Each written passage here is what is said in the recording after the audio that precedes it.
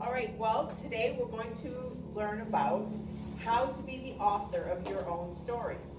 I've given you each a pen and a paper, which you'll see in a few minutes why.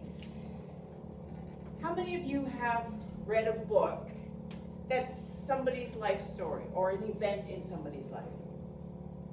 Or a movie? Do you find those interesting? Yeah, of course. Life is interesting. So have you ever thought that maybe there's events in your life that would be of interest to someone?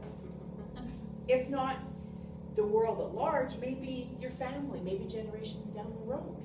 Have you ever thought that you could write your own story? That's what we're going to look into today.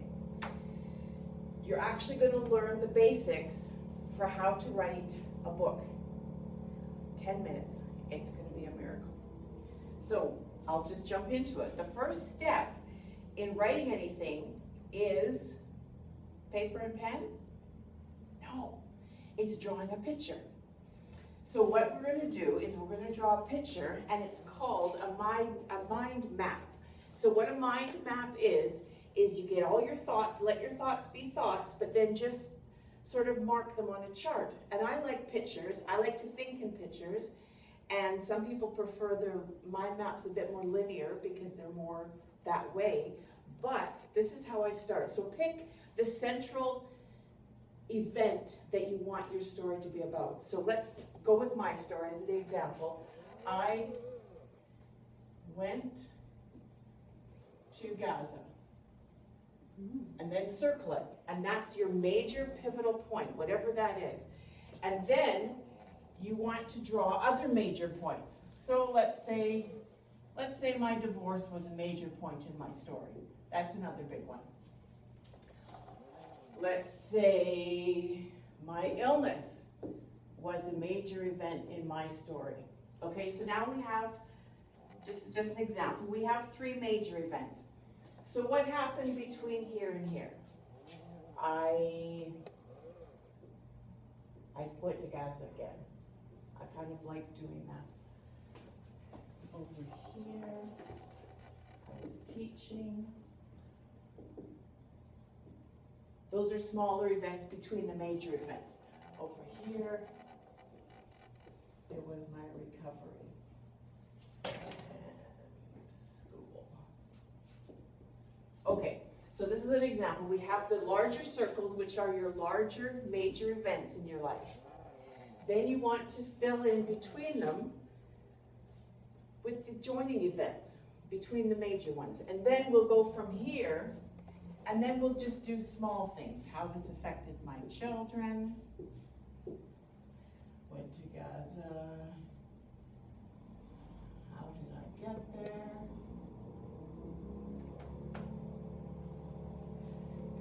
Teaching. My students.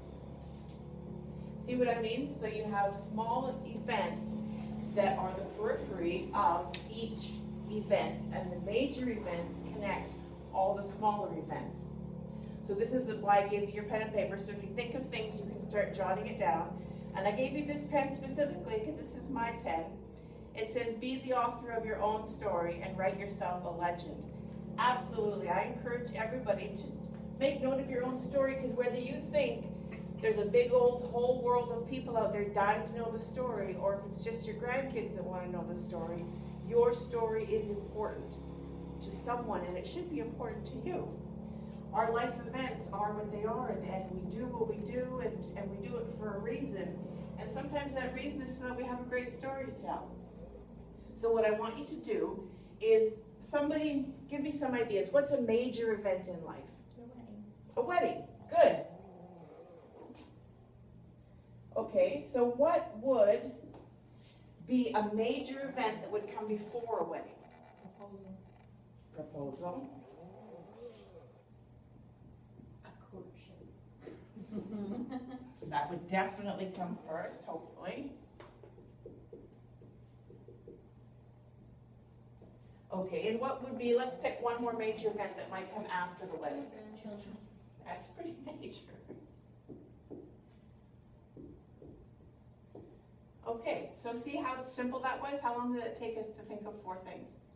We're already there. So now about the courtship, between the courtship and the proposal, what's a semi-major event that probably happened?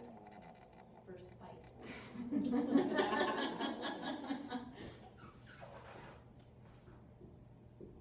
Hopefully that doesn't come there, but it certainly comes somewhere. So what's something, a semi-major event between the proposal and the wedding? Planning. The planning.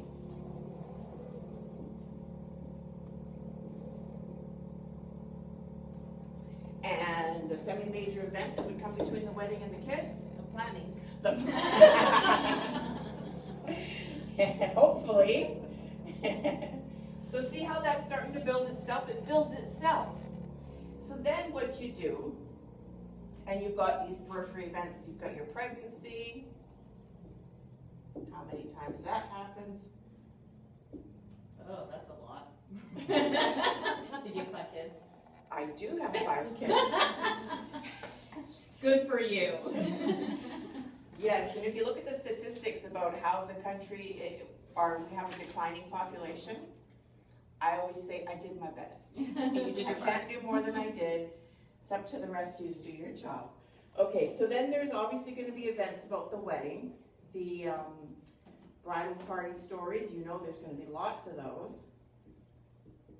See, and then you've got these small things that shoot off of venue choosing. I bet there was a fight there. Chocolate cake. No vanilla. Cake, yeah. Cake.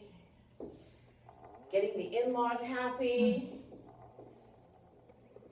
So you have all these small things. So your story is building itself as you draw the picture. Then what you do, you want to try to aim for 10 chapters. And your 10 chapters, you go through here and you pick out your big points that have a lot of small points around them. Those are your chapters. Your mind map just gave you the chapters to your new book. And then from each chapter, you just write each chapter on its own, and you've already got the content of your chapters.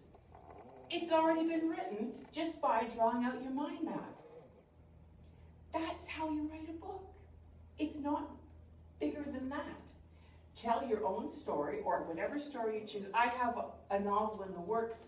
It's a medieval princess, horrible guy, bad guy gets horribly slaughtered. And the beauty of writing a novel, I'm the princess. The horrible bad guy's my ex-husband, and the hero is my new man. And then nobody needs to know. Writing is a great way of dealing with whatever's going on in your life.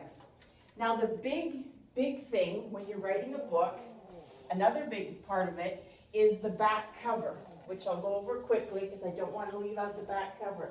The back cover is very important because that's what gets people interested in your book. So, the back cover, you want a headline. Now, you don't want the headline to be the title of your book. You want the headline to be something catchy. So, for my headline, there we go. I could say something like, because I went to Gaza, which is an unusual place to go. So I could say something like, set out on a journey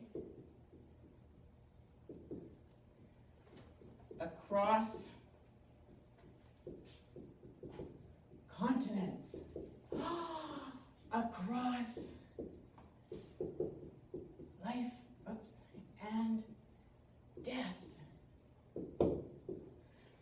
It's like a movie headline, like a movie trailer. That's what your back page is.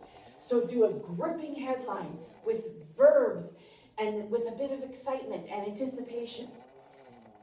Set out on a journey across continents, across life and death. And then you go from there. I've included the rest of the information on a handout because we only had 10 minutes. But you can see how many people now, after sort of seeing how this goes together, who thinks they probably could do this, could write a book. Sure. Do you think it's as daunting of a task as you originally were thinking maybe it was? No. It's simple. Be the author of your own story. Go for it.